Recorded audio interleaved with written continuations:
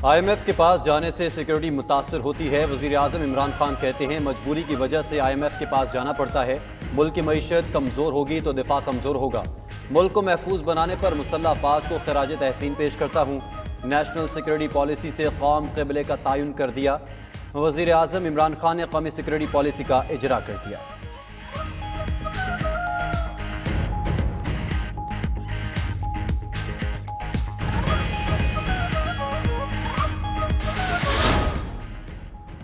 कौमी असम्बली में ज़िमनी मालियाती बिल समेत मुतादिद बिल्स मंजूर करवा लिए। वज़ीर आज़म की फाइनेंस तरमीमी बिल की मंजूरी पर वज़ीर ख़जाना शौकत तरीन को शाबाश। नशिस्त पर बुलाकर कारकर्दगी को सराहा। स्टेट बैंक तरमीमी बिल मंजूर होने के बाद बैंक हुकूमत या हुकूमती इदारों को बराह रास्त कर्ज या जमानत नहीं दे सकेगा। मरकजी बैंक महंगाई कंट्रोल करने का भी जिम्मेदार नहीं होगा।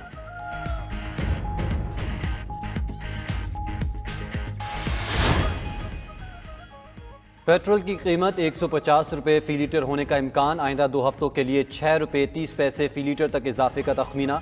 ज़राए के मुताबिक पेट्रोल की फ़ी लीटर कीमत में 5 रुपये 30 पैसे, हाई स्पीड डीजल की कीमत में 5 रुपये 80 पैसे फ़ी लीटर इजाफे का इम्कान। लाइट डीजल की कीमत में 6 रुपये 30 पैसे फ़ी लीटर इजाफा हो सकता है। मिट्टी के तेल की कीमत में भी 5 रुपये 80 पैसे फ़ी लीटर इजाफे का तखमीना।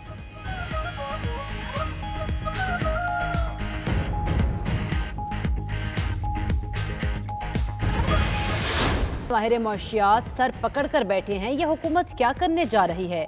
हुकूमत ने मुल्क को हाथ पांव बांधकर IMF और आलमी बैंक के हवाले कर दिया है। रहनुमा नून लीग का इन हाउस तब्दीली लाने का भी ऐलान। मजीद कहा इंतजार की घड़ियां खत्म हुई चाहती हैं।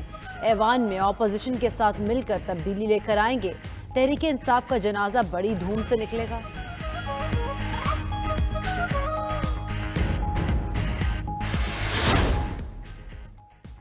अपोजिशन जमातों ने कौमी असम्बली में गैर पार्लिमानी और गैर जमहूरी रवैये का मुजाहरा किया। वज़ीर आला पंजाब उस्मान बुज़दार कहते हैं नाकाम तरीन अपोजिशन ने पार्लिमानी रवायात की धज्जियाँ उड़ाईं। अपोजिशन जमातों का शोर मचाना उनकी परेशानी को जाहिर करता है। शोर मचाकर अपोजिशन अनासर ने इखलाकी दिवालियापन का सबूत दिया।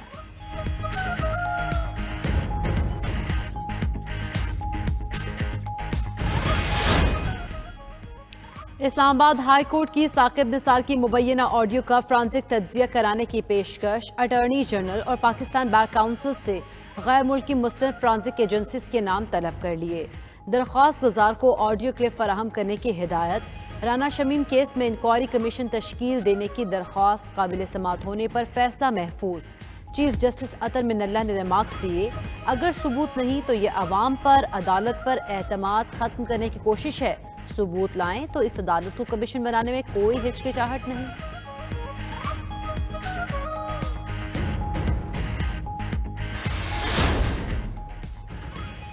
लाहौर की बैंकिंग कोर्ट में मनी लॉन्ड्रिंग केस की समाअत। शहबाज शरीफ और हमजा शहबाज की 7 दिन तक हिफाजती जमानत मंजूर। FIA की केस दूसरी अदालत में मुंतकिल करने की दरख्वास्त भी मंजूर। अदालत ने केस का चालान FIA को वापस कर दिया। चालान मुतल्लिका अदालत में जमा करवाने की हिदायत। शहबाज शरीफ और हमजा शहबाज को मुतल्लिका अदालत से भी जमानत लेने का कह दिया गया।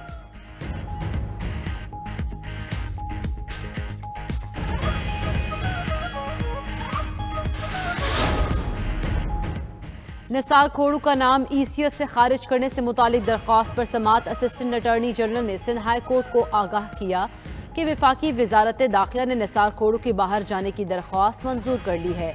निसार खोड़ू के खिलाफ गंदम चोरी, आमदन से ज़ायद असासे बनाने और करप्शन के मामले पर इंक्वायरी जारी है।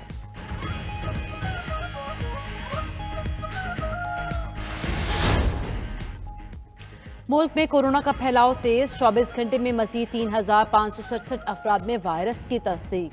कोरोना के मुस्बत केसेस की शरह 7.36% तक पहुंच गई।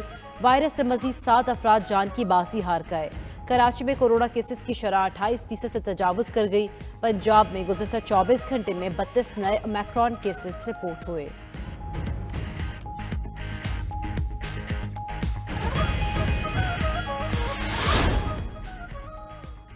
मुल्तान समेत जनूबी पंजाब में यूरिया खाद का बहरान ताहाल ख़त्म न हो सका।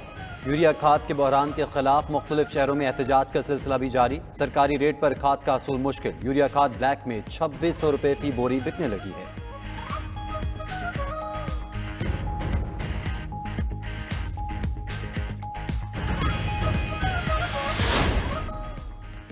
यूक्रेन के तनाज़े पर अमेरिका और रूस आमने सामने। रूस ने यूक्रेन पर मुज़ाकरात से साफ इनकार कर दिया।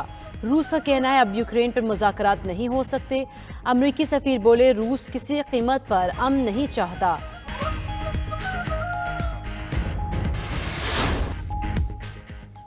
दुनिया की कम उम्र तरीन माइक्रोसॉफ्ट सर्टिफाइड प्रोफेशनल अरफा करीम को बिछड़े 10 साल गुजर गए। अरफा करीम टेक्नोलॉजी की दुनिया में तहलका मचलने का वाला सितारा, जिसकी रोशनी फलक पर ज़्यादा देर ना रह सकी, लेकिन जहानत की कड़ियां अभी तक मददगार हैं।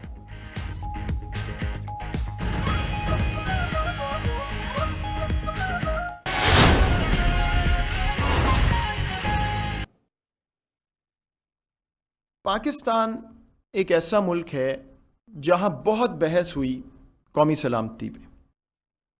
जब से पाकिस्तान है ये बहस चल रही है। दुनिया ने बहुत बातें की कि पाकिस्तान की कौमी सलामती का ये मतलब है, नैरो है, ऐसे है। और मैं आपको ये भी बताऊं कि हमने पूरी दुनिया की पॉलिसीज देखी।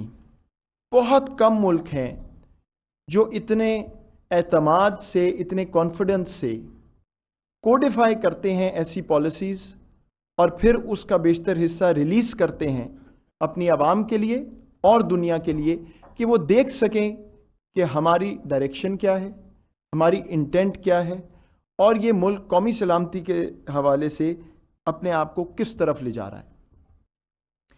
तो मेरा ख्याल है कि बाकी ममालिक से ज़्यादा हमें ज़रूरत थी कि ये पॉलिसी हमारे सामने आए, दुनिया के लिए भी और हमारे अपने शहरियों के लिए भी।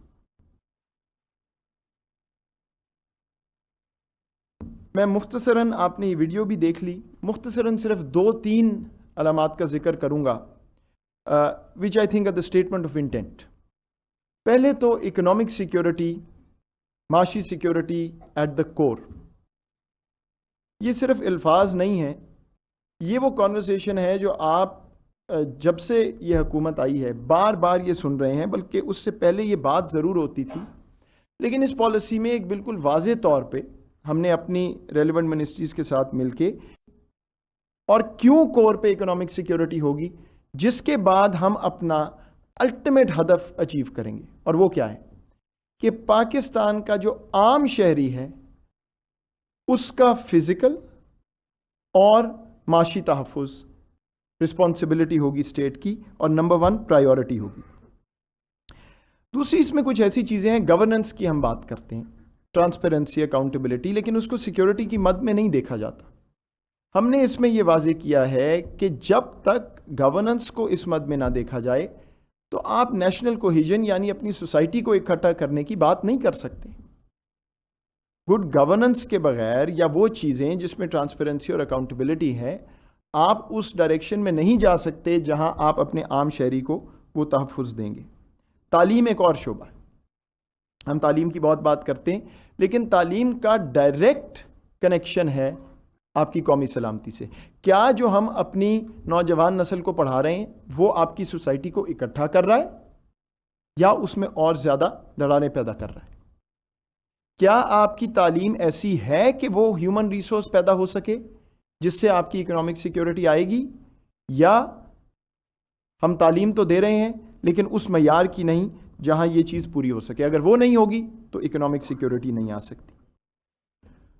जियो इकोनॉमिक्स की बहुत बात है, ये पिछले साल डेढ़ में आपने सुना है, तमाम पाकिस्तान की क़यादत, हुकूमत, वज़ीर आज़म साहब खुद इसकी बात कर रहे हैं बार बार। मैं एक चीज़ वाज़े करना चाहता हूँ कि जब हम जियो इकोनॉमिक्स की बात करते हैं तो वो ज़ाहिर बात है इकोनॉमिक सिक्योरिटी, माशी सलामती की बात है, लेकिन जियो इकोनॉमिक्स जियो स्ट्रेटजी से अलहदा चीज़ नहीं है। हमारा फोकस जियो स्ट्रेटजी पे तो मौजूद है, रहेगा, जिस खित्ते में हम रहते हैं हमारे पास वो ऑप्शन नहीं है उससे हटने की, लेकिन आगे चलते हुए मज़ीद एम्फसिस हमारी जियो इकोनॉमिक्स, जिसका मतलब है कि हमारी लोकेशन राहदारी के लिए इस्तेमाल हो, डेवलपमेंट पार्टनरशिप्स के लिए इस्तेमाल हो, और तमाम दुनिया को हम इनवाइट कर सकें कि पाकिस्तान में आके सरमायाकारी भी करें और पाकिस्तान की इकॉनमी से फ़ायदा भी उठाएं। और आखिर में ह्यूमन सिक्योरिटी, ये जो इनफरादी सिक्योरिटी की बात है उसमें हम इस पॉलिसी में पॉपुलेशन, हमारी यूथ जो कि हमारा फ्यूचर है, और उसमें क्लाइमेट, खुराक की सिक्योरिटी, फूड सिक्योरिटी और हेल्थ, इनकी बात करते हैं, क्योंकि इन शोबों के बगैर कौमी सलामती की तारीफ जो है वो बिल्कुल बेमानी।